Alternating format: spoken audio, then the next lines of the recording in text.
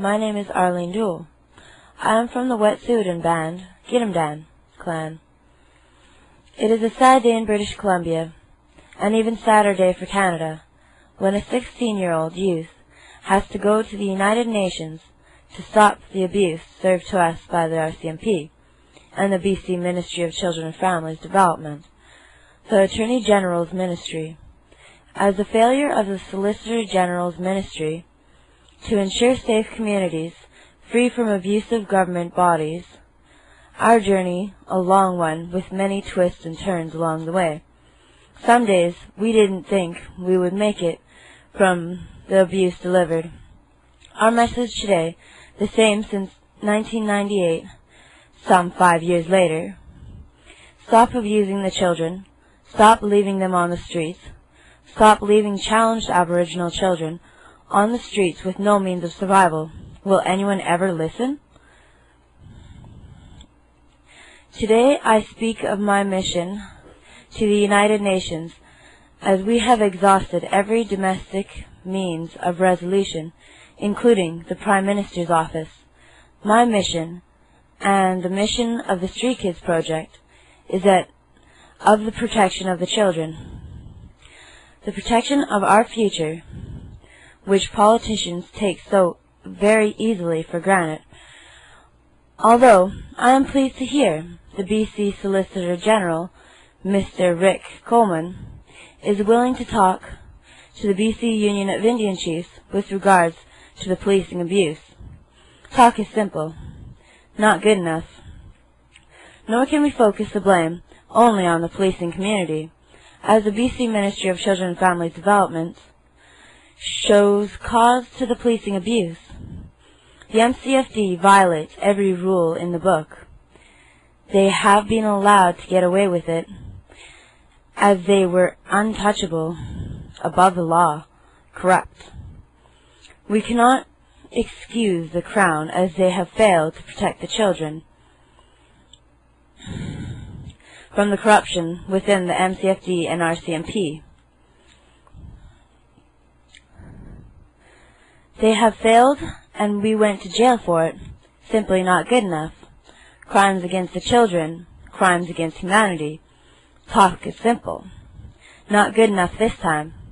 When one considers my sisters and I are victims of the RCMP's gross abuse, and they would rather stall out issues of complaints than deal with them, how long do we have to suffer without closure?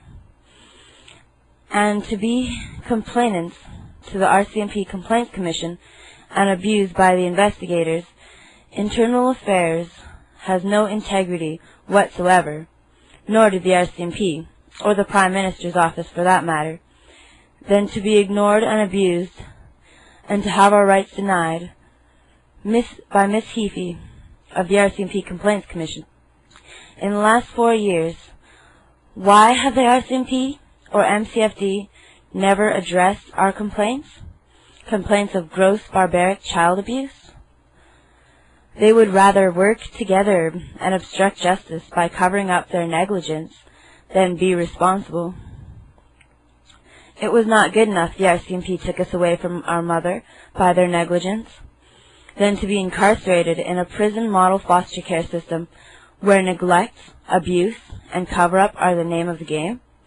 No, it is not good enough. We were taken away from our mother, then taken away from our community, our families, our relatives, our schools, our medical supports, our lives. Then to have taken our rights away and to be lied about. Then to have our rights to be protected by the Criminal Code of Canada taken away from us, so we have no way to get out of their abuse. Have ministry workers laugh as we try to get away from it. Left to the streets to be raped, beat by the police. To live in snowstorms, having to steal food for survival, and sleep on the streets in total disregard from human life. We are so weakened from it. They just manipulate us, and then it's a criminal issue. We end up going to jail for their abuse. Simply not good enough.